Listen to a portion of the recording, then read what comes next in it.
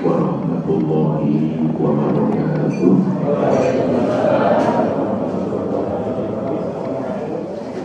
Raditu billahi rabban wa bil islami dinan wa bi Muhammadin nabiyyan wa rasulah.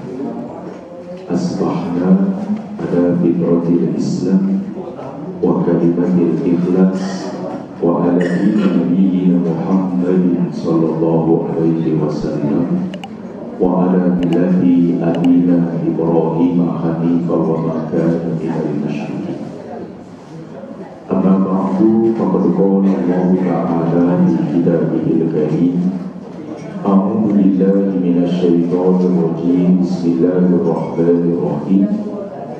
Wa iz ta'azzana rabbukum la in syakartum la azidannakum wa la in kafartum inna adzabi lasyadid.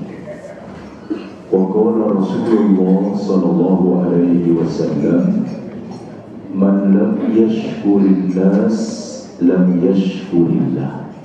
Sadaqallah wa sadaqa Rasulullah sallallahu alaihi wasallam. Bapak Ibu hadirin wal hadirat jamaah taklim Ahad subuh Masjid At-Taqwa yang dirahmati oleh Allah Subhanahu wa ta'ala. Kita baca umul kitab surah Al-Fatihah. Kita doakan al-maghfurlah almarhum Kiai Haji Mas Duki Salam, pendiri perguruan tinggi yang indah, yang kemarin meninggal dunia dan hari ini akan disolatkan di yang indah dua di belakang. Semoga Allah mengampunkan segala dosanya, maafkan segala kesalahannya, kuburnya Allah berikan raudhah min riyadil jannah. Al-Qadiyah Al-Fatihah. A'udzu billahi minasyaitonir rajim. Bismillahirrahmanirrahim. Alhamdulillahirabbil alamin arrahmanir rahim maliki yaumiddin. Iyyaka na'budu wa iyyaka nasta'in ihdinas siratal mustaqim siratal ladzina an'amta 'alaihim ghairil maghdubi 'alaihim waladdallin. Bapak dan Ibu yang dirahmati oleh Allah Subhanahu wa ta'ala, di tahun 2008 ketika Bu Hajah Lina membiayai saya berangkat haji. Saya berangkat haji itu melalui Yapinda, melalui almarhum Pak Haji Mas Duki Salam ini. Saya tentu diberi banyak keringanan oleh beliau. Jadi kalau yang lain harus ada biaya manasik, saya tidak perlu. Kalau yang lain bayar ini, saya nggak perlu bayar. Bahkan beliau mengangkat saya menjadi karom. Jadi kalau pergi haji itu, Pak, ada karu, ada karom. Kalau karu itu ketua regu, biasanya dia membawahi 10 sampai dengan 15 orang. Tapi kalau karom, ketua rombongan, itu dia membawahi 45 sampai dengan 50 orang. Jadi beliau mengangkat saya menjadi karom dari jamaah haji yang pindah itu. Jadi tahu banyak hal tentang orang-orang yang pergi haji. Dan sebelum dia pindah punya TK Islam, apapun itu supervisinya itu dari TK Islam At-Taqwa. Karena salah satu kerabatnya waktu itu 4 tahun menjadi guru TK di sini, sebelum kemudian mendirikan TK Islam yang pindah. Jadi ada irisannya dengan At-Taqwa. Jadi wajar kalau kemudian kita mendoakan beliau, almarhum Bapak Kiai Haji Mas Duki Salam. Bapak dan Ibu yang dirahmati oleh Allah, sudah lebih dari 25 hari kita lebaran. Kita kan lebaran di tanggal 20. Ini udah tanggal 12 ya? Nah, iya udah 12, 20 ke 12 kan, udah lama. Maksud saya, ibu-ibu, ada nggak di rumah, di ruang tamu atau di lemari yang kue lebarannya masih disolasi? Coba deh ingat-ingat, masih ada nggak? Coba ingat-ingat. Kaleng biskuit masih ada solasinya, gelas kacang, nastar masih ada solasinya. Jika masih ada, sudah lebih dari 20 hari, itu artinya di rumah tamu nggak banyak. Itu artinya tamu nggak banyak, dan berarti yang bakal makan kue siapa? Dia makan dewek. Maksud saya, hari Minggu depan kuliah subuh dibawa aja ke sini, terutama yang kalengnya belum dibuka dan masih ada solasi. Saya khawatir kalau tidak dibawa, itu udah minggu terakhir ke masjid, saya khawatir sampai lebaran anak yatim masih ada. Nanti bulu dan kemudian tengik dan kemudian dibuang. Ya, jadi yang disolasi, kalau dodol nggak apa tengik, dan dodol mah makin tengik juga makin enak ya. Nggak usah yang di flash itu, dia nanti kadaluarsa. Dibawa aja ke sini sehingga kita nggak dosa. Kan ntar ditanya, itu ngapa?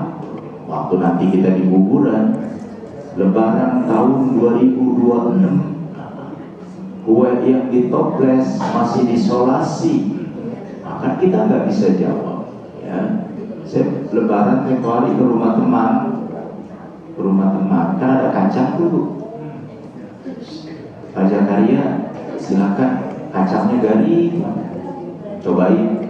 Lah, begitu saya buka masih disolasi, kan lama saya kan ngobrol. Jadi namanya nyeksa tamu tuh baru begitu ya. Tolong keluar tamu solasinya dibuka-bukain. Sianan saya, Bapak dan Ibu. Hari ini tuh saya mengambil tema Kana Muhammadun Sallallahu Alaihi Wasallam Syakurun, ya, bukan syakirun. Ya, nanti kita akan lihat apa bedanya syakir dengan syakur. Bapak dan Ibu yang dirahmati oleh Allah Subhanahu wa Ta'ala, sejujurnya salah satu kualitas agama yang saya paling berat ngamalin itu adalah ini, bersyukur. Ya, bersyukur itu ternyata berat, gampang diomongin, berat dikerjain. Karena kata syukur itu dia berasal dari akar kata syakara yashkuru syukron. Itu artinya itu adalah al-iftah, membuka. Syukur itu artinya membuka dan menampakkan nikmat, serta diniatkan di dalam hati untuk mendaya gunakannya semata-mata beribadah kepada Allah. Itu makanya kata syukur itu lawannya adalah kata-kata kufur. Kafaro yakfuru kufron, yang artinya menutup, yang artinya menahan.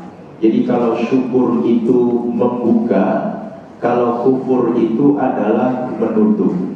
Sama aja menolak, menutupi bahwa nikmat itu datangnya dari Allah. Nah, itu namanya kufur. Makanya dalam surah Ibrahim ayat yang ke-7 itu, la in syakartum la azidannakum wa la in kafartum inna adabi lasyadid. jika kalian bersyukur kepada Tuhanmu, maka nikmatnya akan ditambah-tambahkan. Sebaliknya, jika kalian kufur dari nikmat Allah, sesungguhnya azab Allah adalah amat pedih. Nah, para ulama kemudian mengajarkan 3 hal jika kita ingin bisa bersyukur. Kalau nggak bisa 3 ini, berat kita bersyukur. Pertama, usahakan ya, kalau dapat nikmat itu tarol mun'im la taron nikmah. Kalau kita mendapatkan nikmat, jangan lihat nikmatnya, tapi lihat dari mana asalnya nikmat itu. Jangan lihat pemberiannya, tapi lihatlah siapa yang memberikannya. Ya. Tadi Pak Mama Lili bagiin kue. Jangan lihat kuenya nih, tapi lihat orang yang mempersembahkannya. Itu pasti kita akan bersyukur. Lebih jauh lagi, kita jangan lihat Kang Mamannya tadi, Pak Maman tadi, tapi lihat siapa yang mempersembahkan makanan ini. Bukan hanya sekedar siapa yang mempersembahkan ini, tetapi lihat lebih jauh siapa yang mentakdirkan sehingga makanan ini sampai ke saya. Maka pasti kita akan bersyukur.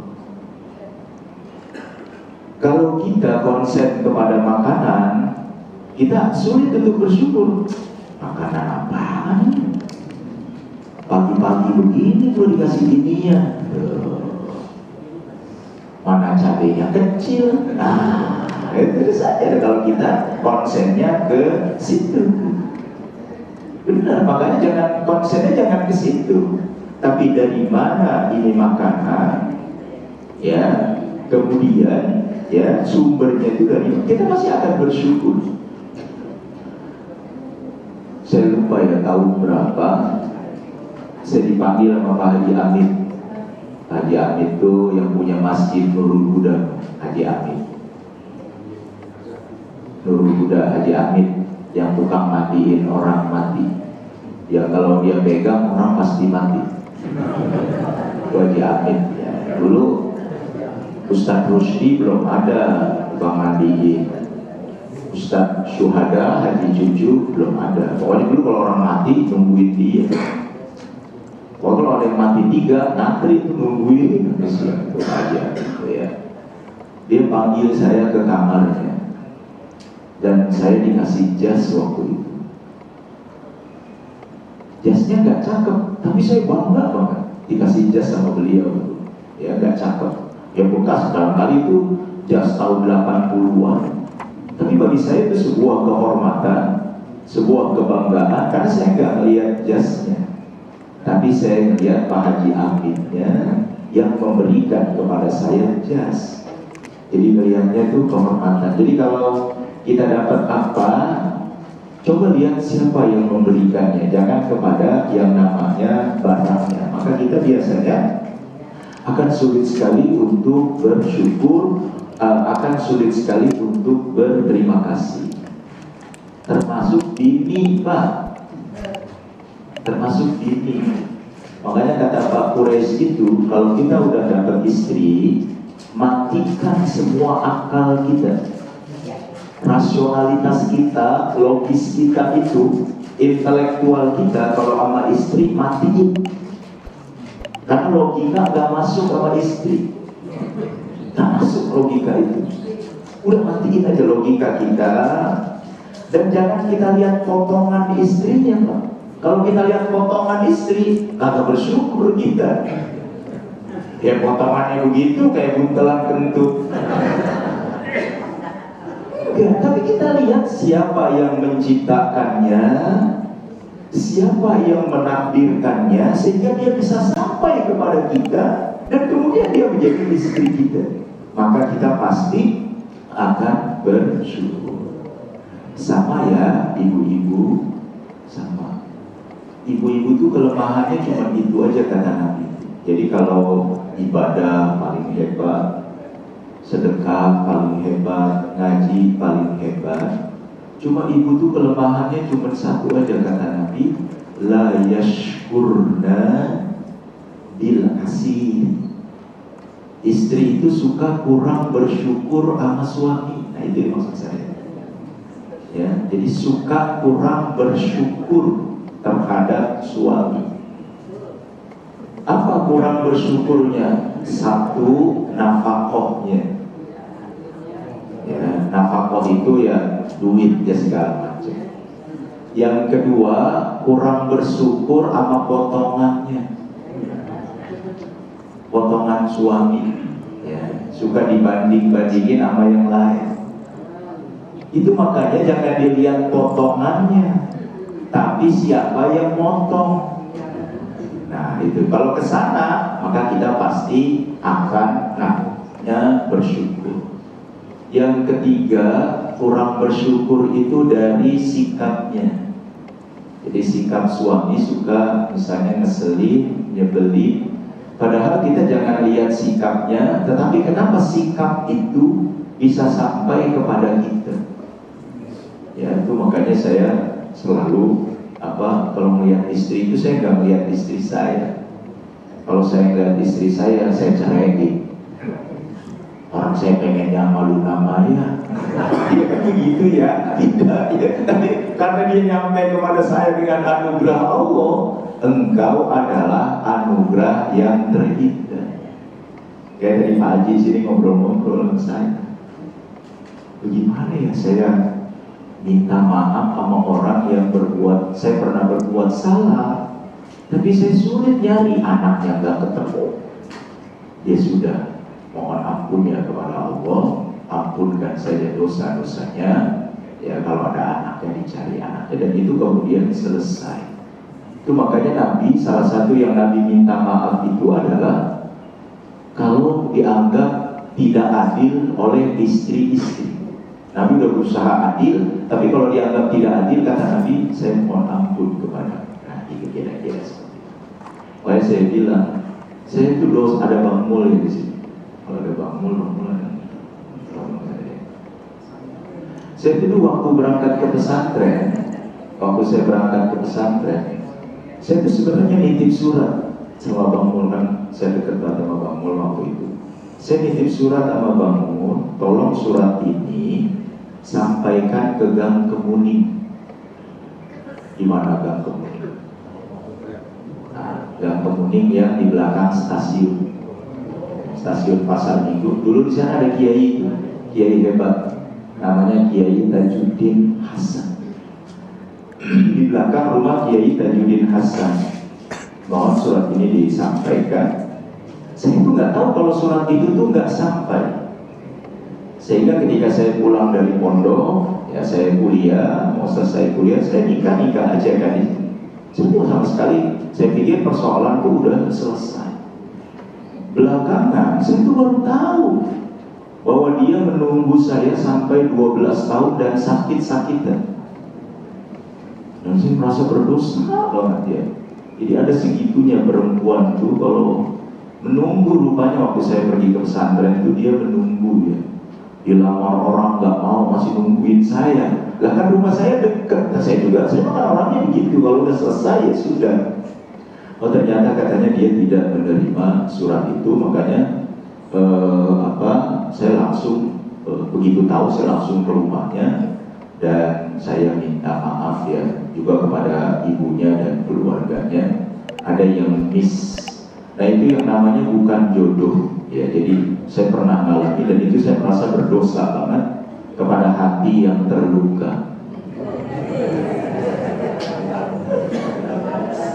Pak beneran.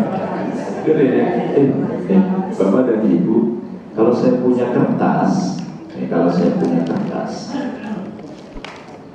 kertas, kalau saya lecek, ya saya lecek kertas ini, kemudian saya campakkan kertas itu, Kemudian saya merasa kertas itu masih berguna, maka saya lurusin kertas ini, saya lurusin dan saya rapikan kembali. Meskipun saya menggunakan setrika biar dia lurus, dia tidak akan pernah bisa lurus dan dia akan tetap membekas. Begitulah hati seorang perempuan. Kalau sudah sakit itu, Masya Allah, nggak bisa. Nah, itu makanya saya datang dan menemui suaminya. Saya minta maaf terhadap peristiwa di masa-masa yang lampau, karena saya khawatir kalau saya meninggal masih ada yang sakit hati dengan saya. Itu paling nggak bisa. Bapak dan Ibu, jadi yang pertama, kalau dapat nikmat, jangan lihat nikmatnya, tapi siapa yang memberikan nikmatnya.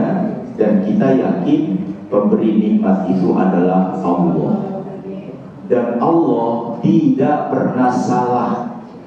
Allah tidak pernah keliru di dalam memberikan nikmat.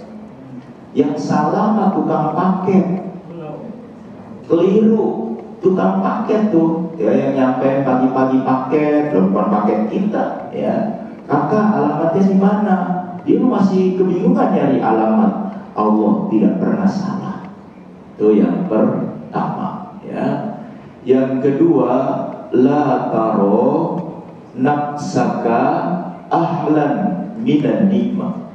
Kalau kita bisa bersyukur tuh, yang kedua, jangan pandang dirimu itu berhak. Ya. Jangan pandang dirimu berhak paling pantas menerima nikmat itu. Dan sebenarnya kita kagak pantas menerima nikmat itu.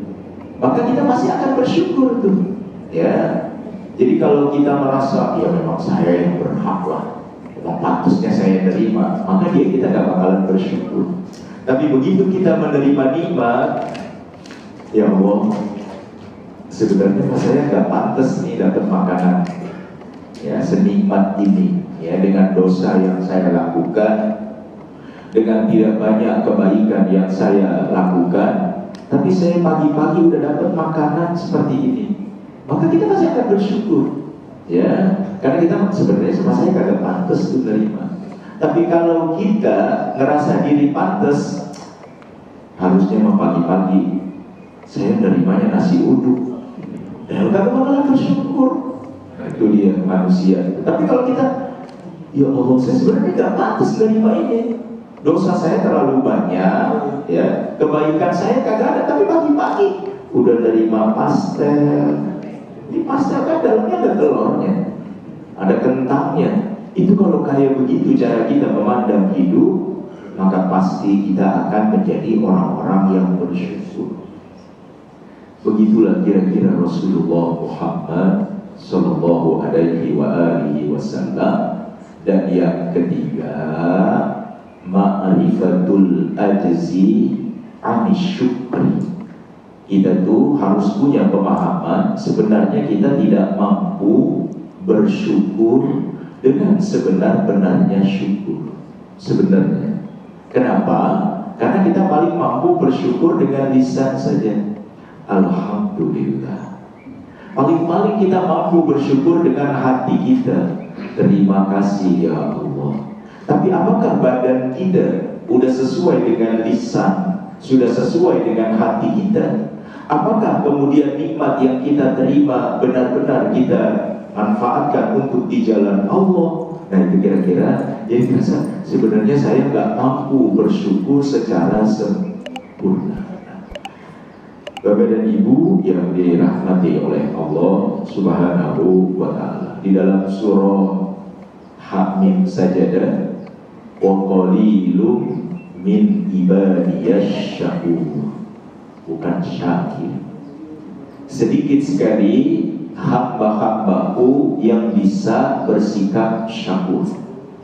Siapa yang bisa bersikap dan bersifat syakur, bukannya syakir, adalah Nabi kita Muhammad Sallallahu Alaihi Wasallam. Ketika Aisyah mengatakan, aku tidur di awal malam dan aku lihat Rasulullah di sisi kamar sedang sholat. Maka aku tidur aja, kata Aisyah. Di tengah malam aku bangun, Rasulullah masih sholat di sisi kamar. Maka di akhir malam aku bangun lagi, Rasulullah juga sedang sholat malam. Bahkan nampak kakinya merah-merah. Ya, maka Aisyah kemudian mengatakan, ya Rasulullah, surga di depan mata, ampunan sudah didapatkan. Kenapa ibadahku sampai bengkak-bengkak seperti itu? Lihat kalimatnya. Apala uhibbu an akuna abadan syakuro, bukan abadan syakiron, tetapi Nabi mengatakan abadan syakuro. Bukankah aku merasa senang jika Allah mengangkat diriku menjadi hamba yang syakur? Nah, Bapak dan Ibu, kalau syukur, ya, kalau syukur itu adalah, jadi kalau perbedaan syukur dengan syakur itu, ya, kalau syukur itu adalah asyukuru anil mawjud. Kalau syukur itu terima kasih terhadap sesuatu yang ada. Jadi karena ada, maka kita bersyukur, itu standar. Tapi kalau syakur itu beda. Asyukuru anil mawqudi, bersyukur karena kagak ada. Coba bayangin. Yang kalau syukur itu berterima kasih kepada Allah karena ada. Kalau syakur berterima kasih karena nggak ada. Coba bayangin. Nabi Muhammad itu bersyukurnya bukan karena ada. Justru Nabi itu bersyukurnya lebih tinggi lagi, kepada yang tidak ada pun Nabi akan tetap bersyukur. Sehat itu namanya ada. Karena sehat maka kita bersyukur. Itu namanya syukur tuh, syukur dari sehat. Tapi kalau syakur, kalau kagak ada sehat namanya apa? Sakit. Ya, jadi justru ketiadaan sehat Nabi tetap bersyukur, yaitu sakit. Jadi berterima kasih kepada Allah anil mauqud, dari ketidakadaan, dari kehilangan. Jadi kalau sehat kita berterima kasih namanya syukur. Tapi ketika kita enggak sehat, sakit, masih bersyukur, nah itu namanya syakur. Jadi nggak heran ya kalau Imam Al-Ghazali itu kalau sakit justru kalimatnya alhamdulillah. Ya, jadi kalau sakit malah alhamdulillah. Kenapa? Karena dia berusaha untuk syakur, berterima kasih. Kaya itu ada. Jadi kalau orang bersyukur karena kaya itu syukur. Tapi kalau syakur justru bersyukur karena nggak ada kaya. Kalau nggak kaya apa? Miskin. Jadi kalau kita bisa bersyukur karena kita miskin, ya, maksudnya itu nggak ngeluh, nggak nyalain orang, nggak nyalain keadaan, nggak nyalain Allah terhadap keadaan, nah itu namanya syakur. Jadi kalau orang suka nyalain keadaan, nyalain orang, sampai-sampai nyalain Allah, itu malah kemudian jadi kufur. Itu makanya di dalam diri Nabi, ya nanti kita coba lihat cara Nabi bersyukur, ya nggak kayak kita tuh. Kita makan suka apa? Kalau nggak enak, kita tuh merasa yang paling menderita. Ya Allah, apa gini-gini amat hidup saya lah? Apa gini-gini amat hidup saya? Ya, ampun dah. Ya. Ngapa saya sih? Nah, itu kalimatnya itu. Ngapa saya? Ya, anak 7. Ini 7. Satu misalnya. Tiba-tiba kanker datangnya sama yang nomor 7. Itu kalau orang tidak syakur, pasti akan bertanya, ngapa gua yang kena? Lah apa enggak dia aja dong? Mana tukang mabok? Harusnya kan dia aja dong, nggak bisa begitu. Maka orang-orang yang syakur itu bahkan menerima sesuatu yang tidak ada. Hadirin, entah kenapa ya di usia-usia 50, 55, 60 teman-teman itu udah mulai ngalamin penyakit ya. Jadi sakit pada di rumah sakit. Teman-teman ngajar tuh ya udah banyak sekali yang ada sakit ya. Dan salah satunya tiba-tiba ada teman tuh ketika ujian promosi doktor tuh kan dia dipoto ya. Ketika dia dipoto, dia sendiri tuh nggak tahu, tapi di foto itu orang-orang merasa kok lehernya besar sih kan? Kok lehernya besar gitu. Di sini tuh begitu ke rumah sakit itu tumor Pak, dan langsung operasi, sekarang udah nggak bisa apa-apa. Luar biasa sekali, cepat sekali dia datangnya. Begitu saya nengok, Pak Zakaria, sekaranglah waktunya saya ya akrab dengan keadaan saya. Udah pelok-pelok ngomongnya. Saya harus akrab dengan apa yang Allah tentukan buat saya. Ya kenapa? Pertama kata saya, Bapak termasuk yang tadi yang pernah menjadi dekan 3 periode, rumah segini gedenya, ujung sini sampai ujung jalan sono, bahkan punya ular sancak 3 yang putih-putih. Luar biasa saya ke rumah. Sekarang saya mulai akrab menerima kenyataan ini, gak bisa ngajar dan lain sebagainya. Nah, itu jadi hadirin sekalian yang dirahmati oleh Allah. Jadi kalau syakur itu justru berterima kasih dari ketiadaan. Makanya Nabi maunya jadi abda syakur. Kayaknya kita baru disyakir ya, baru disyukur aja. Disyukur pun kita kadang-kadang malah kurang. Padahal Nabi mengatakan dalam hadis itu, man lam yasbir ibadahi wa lam yarda bi qada'i wa lam yashkur bi ni'amati falyad'u rabban siwaya. Ya, kalau kalian tidak bersyukur dari nikmat Allah, tidak sabar dari ujian Allah, dan kemudian tidak ridho dari ketentuan Allah, cari saja Tuhan selain Allah. Ya. Jadi itu bedanya syukur dengan syakur. Yang kedua, syakur itu Bapak dan Ibu, kalau syukur itu adalah asyukuru anil muqta, berterima kasih karena adanya pemberian. Tapi kalau syakur itu adalah asyukuru anil bala, berterima kasih justru karena ujian. Jadi kalau syukur itu berterima kasih karena anugerah, tapi kalau syakur berterima kasih justru karena ujian. Jadi gak heran ya, Nabi Ayub alaihi salam ya, Nabi Ayub itu dari kaya miskin, dari punya anak gak punya anak, dari punya istri gak punya istri, dari sehat sakit, akhirnya semua orang pergi, maka dia menyendiri, dan ketika menyendiri badannya mulai koreng. Bininya aja nggak kuat, emang nggak ada yang kuat, yang bini itu nggak kuat, karena dia jualin rambut kan buat makan.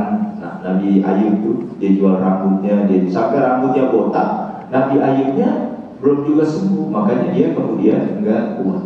Ini gambaran ya, jadi memang sulit bagi seorang istri kalau mendampingi suami yang dalam keadaan seperti itu, dan itu dimaklumi ya. Itu makanya hadirin sekalian, saya dulu pernah cerita ya di Pondok Terong tuh, di Gang Ceplik tuh ada aki-aki umurnya 75, umur di tempat tidur doang, kencing di situ, berak di situ, tapi banyak yang mau jadi istrinya. Iya, karena kontrakannya banyak.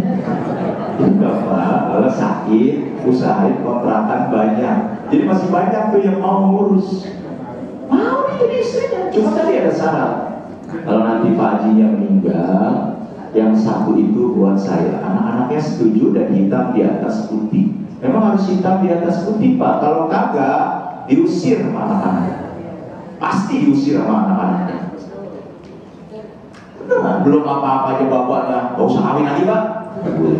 Paling dia cuma mau warisannya doang. Tuh anak begitu. Ya, makanya hitam di atas putih. Ya, makanya Nabi Ayub sendirian. Maka kata Nabi Ayub, taruh. Kata Nabi Ayub, kalau gua sehat, gua cambuk lu 100 kali. Hadirin sekalian, akhirnya Nabi Ayub kan sendirian. Lah korek, kalau korek kan ada ulatnya tuh Bang. Lama-lama kan ulatnya gede tuh, namanya belatung tuh. Lah gak ada lagi yang lain. Maka diajak ngobrol aja tuh tiap pagi ulat-ulatnya itu belatung-belatung. Dan dia menganggap belatung itu adalah anugerah Allah sebagai hiburannya, sehingga dia nggak sendirian lagi. Nah, jadi kira-kira seperti itu. Makanya dia nabi yang sabar. Dan kemudian setelah sembuh dia cari istrinya. Ya, dicari istrinya. Kalau dicambuk 100 kali pasti mati. Maka dia cari rumput 100 batang, dia ikat jadi satu. Dan kemudian istrinya dia pukul sekali aja dengan rumput yang 100 biji itu. Kamu, nah gitu kira-kira ya. Tapi dimaafkan oleh Nabi Ayub alaihi salam. Ya. Hadirin sekalian, baginda besar Nabi kita Muhammad sallallahu alaihi wasallam memang adalah abdan syakur. Pertama, Nabi itu kalau bersyukur selalu memuji Allah. Coba aja lihat doa-doa Nabi itu. Kalau enggak dimulai dengan Bismillah, maka dia dimulai dengan Alhamdulillah. Nah, coba aja lihat. Itu kenapa? Karena cara Nabi bersyukur, Nabi memuji Allah. Apapun ya, apapun yang diterima itu, Nabi pasti akan memuji Allah. Karena dalam pandangan Nabi itu, ya, kalaupun jin dan manusia sepakat nih, jin sama manusia sepakat makanan ini ya nggak bakalan sampai ke seseorang, tetapi Allah mengizinkannya sampai, maka dia pasti sampai. Begitu juga sebaliknya kata Nabi, jika jin dan manusia sepakat pengen menyampaikan makanan ini kepada seseorang, tapi kalau Allah tidak mengizinkannya, maka sampai kapanpun dia tidak akan pernah sampai. Maka Nabi selalu memuji Allah. Alhamdulillah, segala puji bagi Allah. Lillah, lamnya lis sabab, sebabnya Allah. Lamnya maksud tujuannya adalah Allah. Lamnya lil hasad, pahalanya diserahkan kepada Allah. Itu makanya ketika bilang lillah, segala-galanya dari Allah, sebabnya Allah, tujuannya Allah, yang memberi pahalanya adalah Allah. Itu makanya gak heran dalam keadaan yang sangat genting sekalipun, Nabi kita tetap memuji kebesaran dan kekuasaan Allah. Bahkan ketika pedang sudah di lehernya sekalipun, ya, ketika orang bertanya, Daksur atau Surokoh bertanya, siapa yang melindungi Muhammad dari pedang ini? Spontan aja itu Nabi menjawabnya, Allah. Sehingga pedangnya kemudian terjatuh. Itu makanya coba aja lihat, misalnya kalau kita buka baju. Kalau buka baju, doa Nabi buka baju, Bismillahirrahmanirrahim, la ilaha illa huwa. Emang kalau buka baju pada gak baca doa ya? Hah? Baca doa, itu doanya, itu doa Nabi itu. Kalau buka baju, buka Bismillahirrahmanirrahim, la ilaha illa huwa. Dengan namamu ya Allah, yang tidak ada Tuhan kecuali Engkau. Buka baju, mohon maaf ya, kalaupun telanjang di kamar mandi, no, si kutu kupret nggak bisa ngeliat.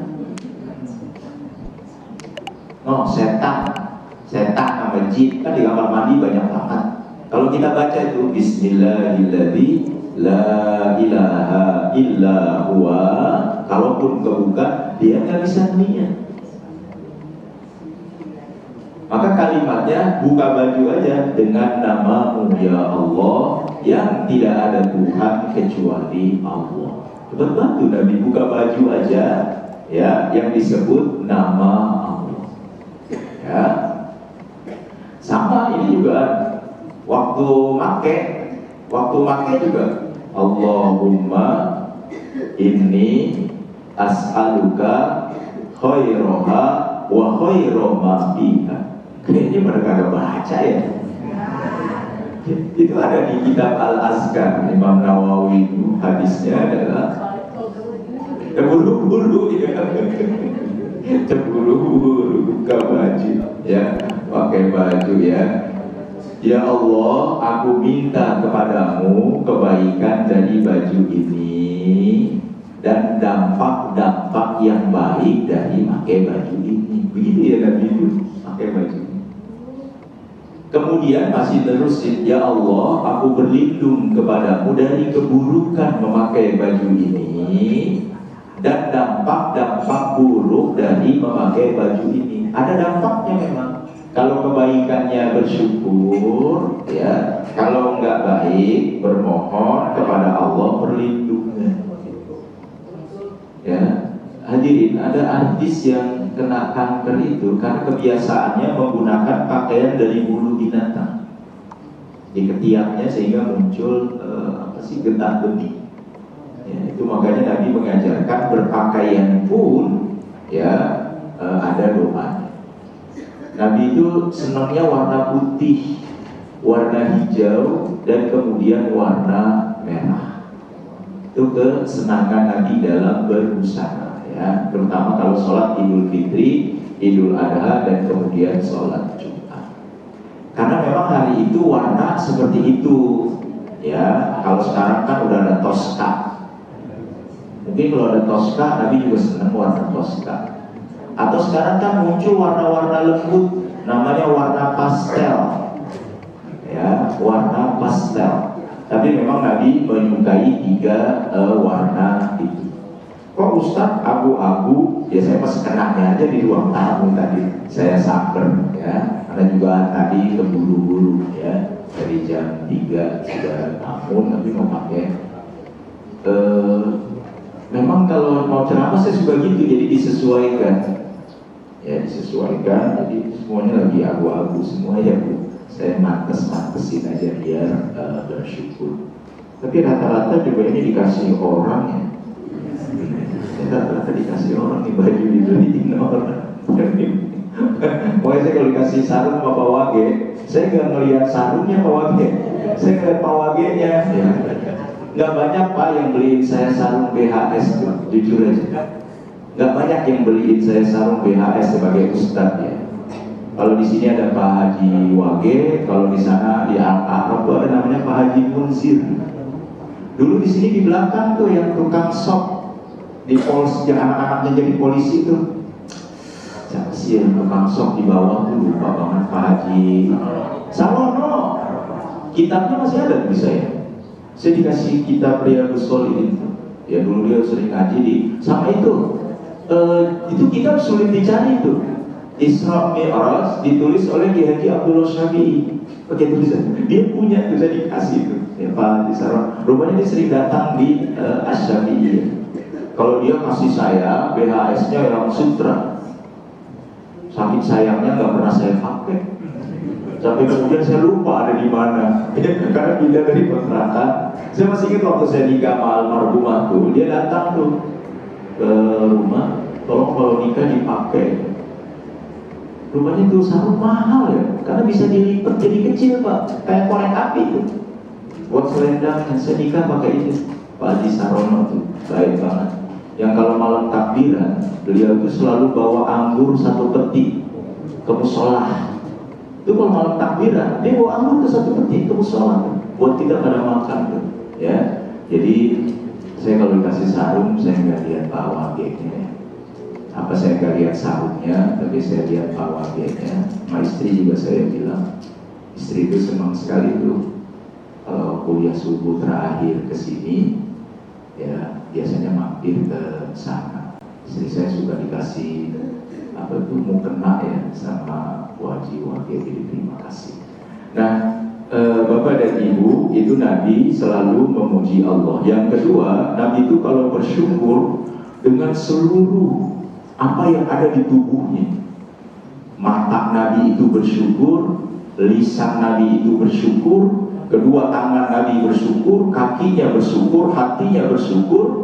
Bahkan kata Dr. Aid Al-Qarni, jiwanya juga sentiasa bersyukur. Makanya Nabi mah nggak ada ngeluhnya di dalam kehidupan. Seberat apapun beban yang dialami oleh Nabi, Nabi nggak pernah mengeluh, tetap aja optimis. Itu cara Nabi bersyukur.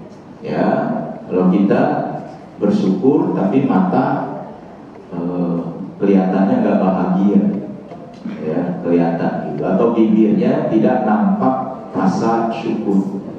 Ya, coba kalau ke gedung itu, ke gedung pernikahan, ini kan lagi musim banyak pernikahan nih, di gedung-gedung. Coba ya, dengerin aja orang, dengerin pada ngobrol tuh, kalau lagi pada ngantri, dengerin aja pada ngobrolin makanan. Kan dia baru makan di sono, kan dia ngantri itu ngobrol, nggak enak jumpa-jumpnya, jumpa-jumpnya nggak enak, padahal dia habis makan. Nah kita aja kagak kebagian sama dia. Ya, ada yang ngantri di sini ya. Karena di sini kan dia makan sate nih, dia ngantri lagi, ngobrol lagi, satenya begitu kering, terus aja tuh. Ya subhanallah. Ya. Lah udah dia habis makan lah, kita kayak kagak kebagian sama dia. Itu kira-kira begitu. Itu kurang ya. Ya padahal datang ke resepsi itu adalah untuk yang namanya bersyukur. Saya mau nanya nih Bu, kalau kondangan ke gedung, apa sih ibu-ibu suka pada bawa tas? Nah kita mah gak ada yang bawa tas, kita mah enggak aja malah ini bawa tas. Apa tahu? Ini saya punya pengalaman, nama juga pengalaman pasti nggak sama. Waktu itu anak saya masih kecil, kondangannya situ tuh di Antang tuh, kan suka ada satu space ya, stand tuh yang coklat-coklat itu tuh, yang coklat-coklat, jadi ada batu esnya. Coklat emang nggak banyak di situ, tinggal ada 4 apa ya waktu itu. Kan kita ngantri bertiga nih, ya saya yang nomor 3 nih. Nah itu masih ada 4, anak saya kan minta, gitu, pengen dia kita ngantri. Nah itu 4, ini bertiga. Begitu saya nyomot, udah nggak ada, dimasukin ke tas. Astagfirullah. Tuh ya itu kira-kira begitu ya. Dan coklat dimasukin ke tas, nggak kebeleberan di dalam ya. Mohon ini dengan sangat ya, anak saya yang lain aja lah, yang lain ya, itu kira-kira begitu tuh ya. Jadi Bapak dan Ibu, Nabi bersyukur dengan seluruh tubuhnya, jiwanya dan hatinya, selalu bersyukur ya. Itu makanya mohon maaf ya, istri Nabi itu kalau kita lihat kan beragamnya. Tapi Nabi semuanya bahagia, sama yang lain kagak bahagia. Kan beragam semuanya. Bayangin Sauda binti Zam'ah, istri kedua, itu kan umurnya lebih dari 60. Tapi gak kedapatan tuh Nabi kecewa, Nabi bersyukur aja. Berterima kasih Allah menganugerahkannya istri yang seperti Sauda itu. Ternyata Sauda punya kelebihan. Kelebihannya apa? Sauda suka melucu. Jadi Nabi terhibur karena pasca wafatnya Khadijah, Nabi butuh istri yang modelnya kayak Sauda itu. Ya, sehingga Nabi kemudian terhibur. Nabi juga ya bermacam-macam tuh istrinya, tapi Nabi kemudian beliau Rasul itu bersyukur. Kenapa? Karena dari seluruh tubuhnya dan dari semua keadaannya Nabi bersyukur. Yang ketiga, Nabi mah Bapak dan Ibu mimpinya aja bersyukur. Nabi itu makanya diajarin kalau mimpi enak ngelengosnya ke kanan, bilang Alhamdulillah Ilazi ahyana ba'dama amatana wa ilaihi nusur. Dan kalau ngimpinya enak, ceritain. Kalau ngimpi enak, cakep, indah, positif, ceritain. Gak apa-apa, cerita aja. Tapi kalau ngimpi mimpinya nggak enak, langsung mohon perlindungan kepada Allah, jangan ceritain. Ini mah kita sebaliknya sih, giliran mimpi enak diem, giliran aja mimpi kagak enak ceritain. Kan kalau nggak enak ceritanya jadi panjang. Gua mimpi ini, tapi mimpi apaan? Baju gua di lemari yang warna hijau hilang. Nah kata yang dengar apaan? Nah, laki lu lagi demen sama janda. Bahkan jadi panjang ceritanya. Giling kagak enak ceritain. Gigi gua copot, ya terus aja dipanjang ceritanya. Jangan, pokoknya kalau nggak bagus jangan ceritain. Ini mah kembangnya tidur, selesai. Tapi kalau cakep, ceritain. Nabi begitu bangun tidur, Nabi langsung mengatakan, ya, ra'aitu fil manan unasun min ummati yarkabuna al-bahrul akhbar, ya, kal muluki alal usra. Tadi waktu saya tidur semalam waktu saya tidur, saya melihat umat saya mengarungi lautan bahtera yang warnanya hijau. Dan saya lihat umat saya lagi leyeh-leyeh bagaikan raja-raja di istananya. Kan sahabat jadi semangat. Hebat sekali umat Islam bisa mengarungi lautan yang berwarna hijau itu. Maka yang ada di sisinya mengatakan tuh, ya Ummul Haram, ya Rasulullah, doain saya termasuk yang bisa mengarungi laut warna hijau. Maka kata Nabi, iya kamu termasuk. Kan girang bener tuh dia. Hadirin sekalian, betul. Ketika Muawiyah bin Abu Sufyan menjadi khalifah, ya, maka Muawiyah menaklukkan wilayah Siprus, laut Mediterania, karena diapit oleh benua Afrika, benua Asia, ya, kemudian benua Eropa, maka lautan itu memang berwarna hijau. Hebat sekali. Dan yang bilang doain, real. Dia ada di sana karena dia kemudian dinikahi oleh panglimanya Ubadah bin Samit. Jadi gitu tuh, semangat, ya. Itu makanya saya agak heran ya dengan situasi umat Islam hari ini. Ibu, saya juga heran. Hadirin, jika nih ya, mohon maaf ya, jika Kuwait, Uni Emirat Arab, Bahrain, Arab Saudi, ya, Oman, Yaman, Yordan, Lebanon, Suriah bersatu nolak Amerika, nggak bisa apa-apain, nggak bisa sama sekali. Amerika nggak bisa terbang begitu jauhnya, lautan begitu, nggak mungkin bisa. Asal umat Islamnya bersatu, maka Amerika tidak bisa berbuat apa-apa. Dan ini mah sendirian. Hadirin sekalian, itu kalau negara-negara muslim di Timur Tengah nggak usah banyak, dan 3 aja mirip-mirip sama Iran, Eropa itu nggak bisa berbuat apa-apa. Nggak usah banyak, dan 3 aja dah, ya, nggak bisa berbuat apa-apa. Saya 2 Jumat yang lalu khutbahnya di Batam, ya, Komplek Batam. Saya cerita soal nuklir Iran, prediksi-prediksi Nabi tentang umat. Mantan deputi Batamnya itu agak sedikit meneteskan air mata, sedih. Kenapa dia sedih? Dia bilang begini, Ustaz, tahun 80 ilmuwan Iran tuh 10 orang belajar di Serpong. Tahun 80, ya, setelah mereka revolusi, mereka belajar di kita 10 orang di Puspitek, kata dia. Sehingga kita kebetulan kan punya PLTN, Pusat Listrik Tenaga Nuklir, punya bahkan teknologi atom negara. Tapi kebijakan kita tuh nggak jelas, Ustaz. Nah, gitu, dia kan ada sepuh ya. Bayangin kalau tahun 80 saja mereka belajar ke kita, sekarang mereka udah punya rudal begitu canggihnya, begitu menggetarkan dunianya. Lah kita Indonesia ngomong apa?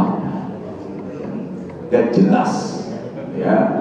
Ditakut-takutin karena ditemukannya cadangan gas di Nurtanio, sehingga nggak boleh ada nuklir.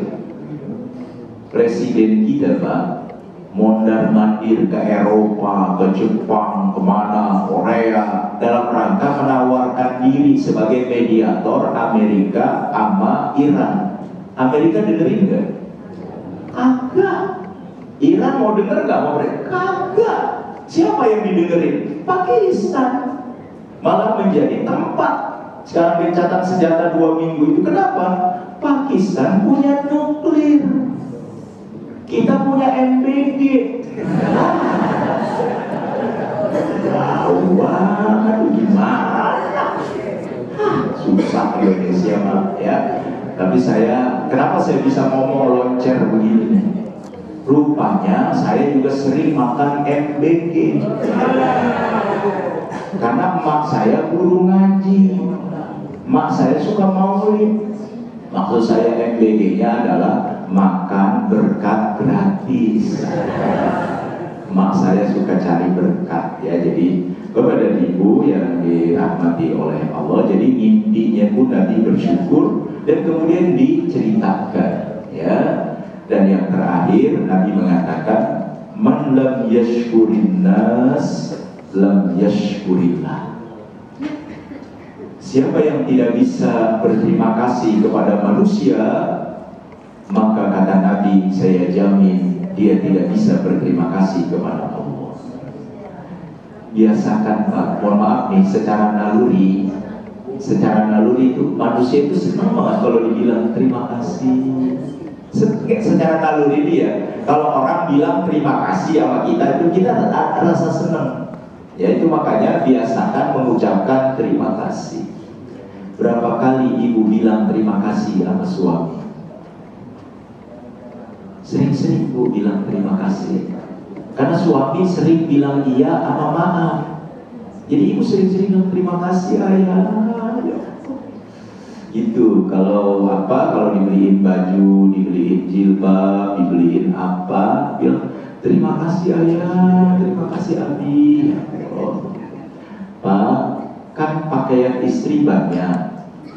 Bahkan mereka saking banyaknya suka lupa. Bapak bungkus aja yang baru, kasih dia, pasti dia akan bilang terima kasih. Padahal itu kan baju ngambil dari lemari, saking banyaknya ya. Jadi biasain bu bilang terima kasih. Karena kata Nabi, kelemahan istri jarang bilang terima kasih sama suami. Ya, jadi siapa yang tidak bisa berterima kasih kepada manusia, maka dia sulit untuk bisa berterima kasih kepada Allah. Jadi sering-sering kita saling berterima kasih kepada sesama manusia atas kebaikannya. Siapa yang paling dekat adalah kedua orang tua. Siapa yang paling dekat? Suami dan istri. Siapa ya teman-teman kita. Saling saja ucapin terima kasih. Kalimatnya nggak panjang kok, terima kasih ya. Jazakallah khair, jazakallahul barakah. Cuman begitu doang tuh seneng. Ketimbang kasih emoticon apa gitu gambarnya begitu, mendingan bilang terima kasih, jazakallah. Maka kalau kita bisa berterima kasih kepada manusia, dijamin bisa berterima kasih kepada Allah. Ya, ini yang bisa disampaikan. Silakan Pak, ada yang ingin bertanya, saya mempersilahkan. Ya. Tadi saya sudah diskusi sama istri untuk tidak berangkat tadi sampai dengan malam jam 10. Nggak usah berangkat, istirahat saja. Nggak apa-apa, kerokin aja, kerokin dulu aja. Saya biasanya obat saya memang dikerokin. Dia minum apa juga kalau belum dikerokin, kerokin dulu. Akhirnya jalanlah, nggak apa-apa, bismillah, karena udah ada jadwalnya. Silakan barangkali Bapak dan Ibu ada yang ingin bertanya atau nggak cocok juga nggak ada masalah, itu biasa ya di dalam kita pengajian. Tapi kalau dia, saya menganggapnya sudah setuju semuanya dan kemudian oke semuanya. Ya, jadi bagi Bapak yang dekat, saya lupa disolatinnya pagi ya kiai kita itu. Saya diminta untuk talqin. Karena guru besar saya, Profesor Murodi itu, guru besar Betawi yang Prof Entong itu nikahin, saya ada di situ di UT, jadi saya tadi minta maaf. Jadi bagi Bapak dan hadirin yang ada waktu untuk menyolatkan beliau, monggo dipersilakan, saya berhalangan. Subhanakallahumma wa bihamdika asyhadu an la ilaha illa anta astaghfiruka wa atubu ilaik. Assalamualaikum warahmatullahi wabarakatuh.